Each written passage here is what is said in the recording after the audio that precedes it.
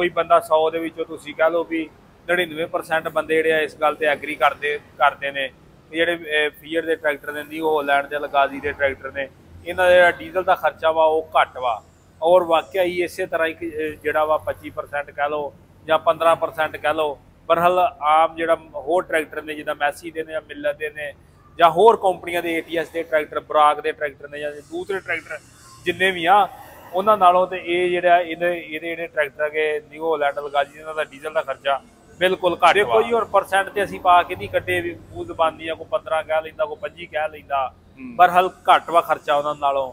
ਤੁਸੀਂ ਇਹ ਕਹਿ ਲਓ ਵੀ ਜੇ ਪੈਲੀ ਦੇ ਮਗਰ 4 ਲੀਟਰ ਖਾਂਦਾ ਵਾ ਲਾਂਦੇ ਤੇ ਇਹ 3 ਲੀਟਰਾਂ ਚ ਵਾਹ ਦਿੰਦਾ ਵਾ ਤੇ ਉਹਦੇ ਪਰਸੈਂਟ ਤੁਸੀਂ ਆਪੇ ਹੀ ਬਣਾ ਲਓ। ਅੱਛਾ ਜਿਹੜਾ ਇਹਨਾਂ ਦਾ ਛੋਟਾ ਗਾਜ਼ੀ ਟਰੈਕਟਰ ਆ 65 HP ਟਰੈਕਟਰ ਆ ਉਹਦਾ ਤੋਰਾ ਬਹੁਤ ਅੱਛਾ ਵਾ ਟਰੈਕਟਰ ਦਾ ਤੇ ਉਹਦਾ ਵੀ ਜਿਹੜਾ ਖਰਚਾ ਵਾ ਡੀਜ਼ਲ ਦਾ ਘੱਟ ਵਾ। ਇਹਦੇ ਵਿੱਚ ਵੇਖੋ ਜੀ ਜਿੱਦਾਂ ਤੁਹਾਡੇ ਨਾਲ ਹੀ ਖਲੋਤਾ ਵਾ ਟਰੈਕਟਰ 640 ਇਹਦਾ ਜਿਹੜਾ ਕੜਾ ਪਿਨੀਅਨ ਆ ਉਹ 12 ਵਾਲਾ ਹੁੰਦਾ ਵਾ। ਹੁਣ ਜਿਹੜੇ ਬੰਦੇ ਮਕੈਨੀਕਲੀ ਸਮਝਦੇ ਉਹਨਾਂ ਨੂੰ ਪਤਾ ਕੜਾ ਕੀ ਚੀਜ਼ ਦਾ ਕੜਾ ਪਿਨੀਅਨ ਜਿਹੜਾ ਹੁੰਦਾ ਵਾ ਕਰਾਉਨ ਵੀਲ ਹਾਂਜੀ ਕਰਾਉਨ ਪਿਨੀਅਨ ਉਹਦੀ ਗੱਲ ਕੜਾ ਪਿਨੀਅਨ ਦੀ ਅਸੀਂ ਤੇ ਸੱਦਦੇ ਆ ਸਾਨੂੰ ਪਤਾ। ਜਿਹੜੇ ਜਿੱਦਾਂ ਛੋਟਾ ਫੀਅਟ ਆ ਉਹਦੇ ਅੰਦਰ ਵੀ ਕੜਾ ਪਿਨੀਅਨ 12 ਵਾਲਾ ਵਾ। ਇਹ ਜਿਹੜਾ ਦਬੰਗ ਆ ਇਹਦੇ ਅੰਦਰ ਕੜਾ ਪਿਨੀਅਨ 14 ਵਾਲਾ ਵਾ। ਛੋਟਾ ਗਾਜ਼ੀ ਆ ਉਹਦੇ ਅੰਦਰ ਕੜਾ ਪਿਨੀਅਨ 14 ਵਾਲਾ ਵਾ।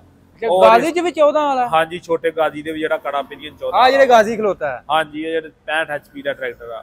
ਅੱਛਾ ਇਹਦੇ ਚ ਵੀ ਕੜਾ ਪਿਨੀਅਨ 14 ਵਾਲਾ ਹਾਂਜੀ ਇਹਦੇ ਵਿੱਚ ਵੀ ਕੜਾ ਪਿਨੀਅਨ 14 ਵਾਲਾ ਵਾ। ਤੇ ਦਬੰਗ ਜਿਹੜਾ 850 ਇਹਦੇ ਵਿੱਚ ਵੀ ਕੜਾ ਪਿਨੀਅਨ 14 ਵਾਲਾ ਵਾ। ਤੇ ਮਜ਼ੀਦ ਇਨਫੋਰਮੇਸ਼ਨ ਅਗਰ ਤੁਹਾਨੂੰ ਮਾਲੂਮ ਹੈ 40 ਚ ਕਿਹੜਾ ਕੜਾ ਪਿਨੀਅਨ ਹੈ? ਹਾਂਜੀ 240 ਦੇ ਵਿੱਚ ਮੈਂ ਉਹਦੇ ਕਈ ਦਫਾ ਦੱਸਿਆ ਤੁਹਾਨੂੰ ਮੈਂ 240 ਟਰੈਕਟਰ ਦੇ ਬਾਰੇ ਇਹਨਾਂ ਨਹੀਂ ਜਾਣਦਾ। ਅਗਰ ਇਹ 85 ਦੇ ਸਾਡੇ ਇਲਾਕੇ 'ਚ ਨਾ ਕਦੀ ਕਿਤੇ ਉਹ ਆਇਆ ਸਾਡੇ ਕਦੀ ਬਲਕਿ ਸ਼ੁਰੂ ਤੋਂ ਹੀ ਜਿਹੜਾ ਵਾ ਸਾਡੇ ਇਲਾਕੇ ਦੇ ਅੰਦਰ ਕੋਈ ਨਹੀਂ 240 ਦੀ ਵੈਲਿਊ ਕੋਈ ਨਹੀਂ।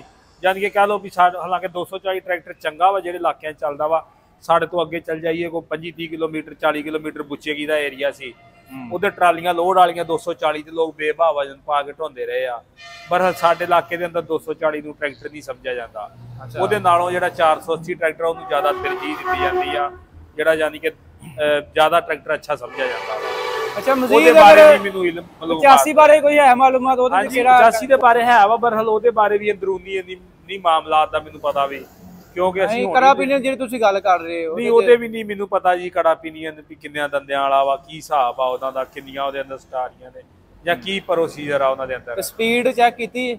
ਸਪੀਡ ਇਹਨਾਂ ਦੀ ਵੱਧ ਵਾ ਜੀ। ਅੱਛਾ ਇਹਦੀ ਸਪੀਡ ਵੀ ਵੱਧ? ਹਾਂਜੀ ਸਪੀਡ ਇਹਨਾਂ ਦੀ ਵੱਧ ਵਾ। ਹਾਂ ਠੀਕ। ਸਪੀਡ ਤਕਰੀਬਨ ਜਿਹੜਾ 85 ਆ ਨਾ ਉਹ ਜੇ ਅਗਰ 16 ਦੇ ਜਿੱਦਾਂ 75 ਆ 16 ਦੇ ਟਾਇਰਾਂ 'ਚ ਹੋਵੇ ਤੇ ਫਿਰ ਤਕਰੀਬਨ ਉਹ 640 ਕੀ ਜਿੰਨਾ ਹੀ ਦੌੜਦਾ ਵਾ।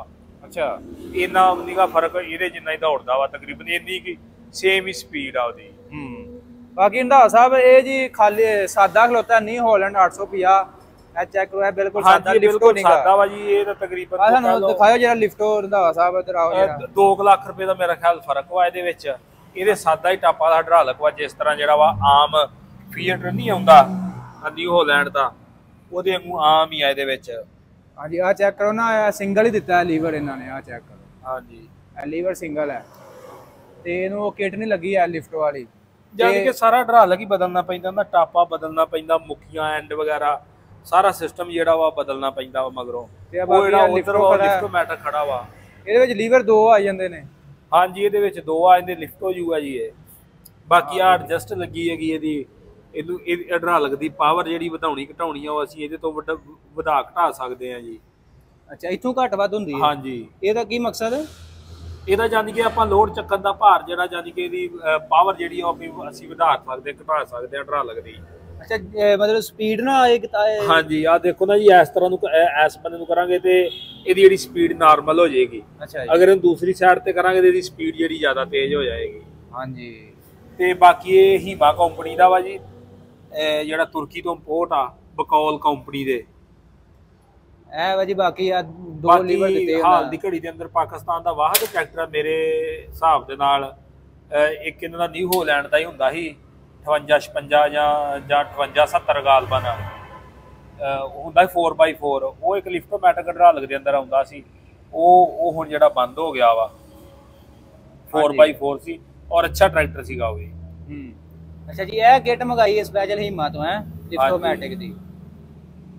ਅੱਛਾ ਜੀ ਇਹ ਨਾਲ ਚੈੱਕ ਕਰੋ ਜੀ 2 ਲੀਵਰ ਲਾਏ ਜੀ ਉਹਨਾਂ ਨਾਲ ਤੇ ਇਹ ਇਥੋਂ ਸਪੀਡ ਘੱਟ ਵੱਧ ਕਰਾਉਣ ਵਾਸਤੇ ਲੋਡ ਕਿੰਨਾ ਇਹ ਤੇ ਐਡਜਸਟ ਵਾ ਨਾ ਇਹਦੀ ਕਦੀ ਕਿਤੇ ਜ਼ਰੂਰਤ ਪੈਣੀ ਆ ਸਾਨੂੰ।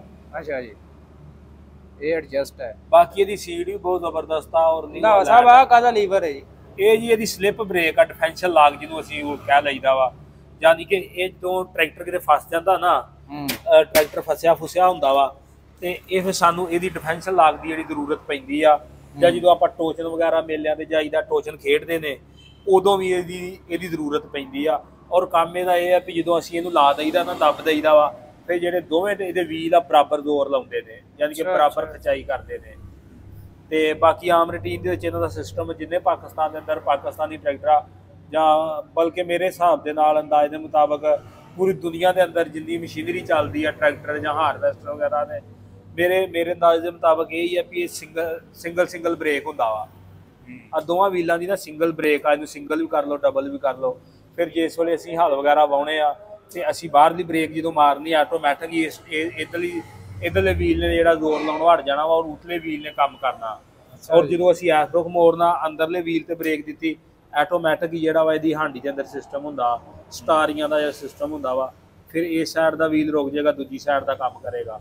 ਇਹ ਸੀ ਹੁੰਦਾ ਜੀ ਸਿਸਟਮ। ਇਹ ਹਾਰਵੈਸਟਰ ਦੇ ਅੰਦਰ ਵੀ ਇਹੀ ਸਿਸਟਮ ਹੁੰਦਾ। ਨਹੀਂ ਇਹ ਨਾ ਕੰਪਨੀ ਦਾ ਇਹ ਕਹਿਣਾ ਸੀ, ਤੁਹਾਨੂੰ ਪਤਾ ਯਾਦ ਹੋਵੇ ਇਹ ਵਾਈਟ ਸਟicker ਦੇ ਵਿੱਚ ਨਾ ਆਏ ਸੀਗੇ, ਥੋੜੀ ਦੇਰ ਮਹੀਨਾ ਕਿ ਚੱਲਿਆ ਸੀ, ਕੰਪਨੀ ਨੇ ਕੱਢੇ। ਹਾਂਜੀ, ਇਹ ਕਿਉਂਕਿ ਟਰੈਕਟਰ ਤੇ ਜਿਹੜਾ ਵਾ ਕਾਫੀ ਦੇਰ ਦਾ ਹੀ ਤਿਆਰ ਹੋਇਆ ਵਾ। ਹਾਂਜੀ ਤੇ ਬਕਾਇਦਾ ਦੇਖੋ ਤੁਹਾਨੂੰ ਪਤਾ ਵਾ ਕਈ ਦਫਾ ਜਿਹੜੀਆਂ ਡੇਟਾਂ ਮਿਲਦੀਆਂ ਰਹੀਆਂ ਵਾ ਲਾਂਚ ਦੀਆਂ, ਡੇਟ ਆ ਗਈ ਅੱਗੇ ਪਿੱਛੇ ਕਰਦੇ ਰਹੇ ਆ, ਤੇ ਆਖਰ ਜਿਹੜਾ ਕੰਪਨੀ ਨੇ ਲਾਂਚ ਕੀਤਾ ਕੋਈ 100 ਮਸਲੇ ਮਸਾਇਲ ਹੁੰਦੇ ਨੇ, 100 ਜਿਹੜਾ ਕੋਈ ਸਿਸਟਮ ਹੁੰਦਾ ਨਹੀਂ ਸਿੱਧਾ ਹੁੰਦਾ।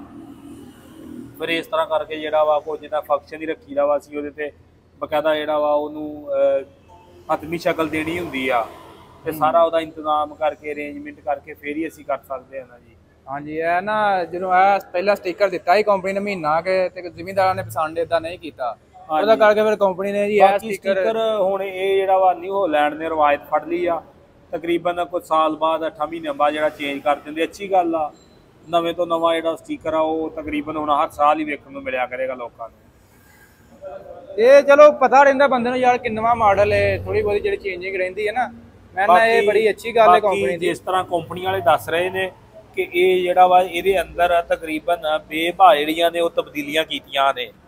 ਅਗਰ ਤੇ ਜੀ ਬਿਲਕੁਲ ਹੋਈਆਂ ਤਬਦੀਲੀਆਂ, ਅੱਛਾ ਚੱਲਿਆ, ਇਹਦਾ ਬਿਲਕੁਲ ਬੈਨੀਫਿਟ ਜਿਹੜਾ ਕੰਪਨੀ ਨੂੰ ਜਾਏਗਾ, ਕੰਪਨੀ ਅੱਛੀ ਚੱਲੇਗੀ।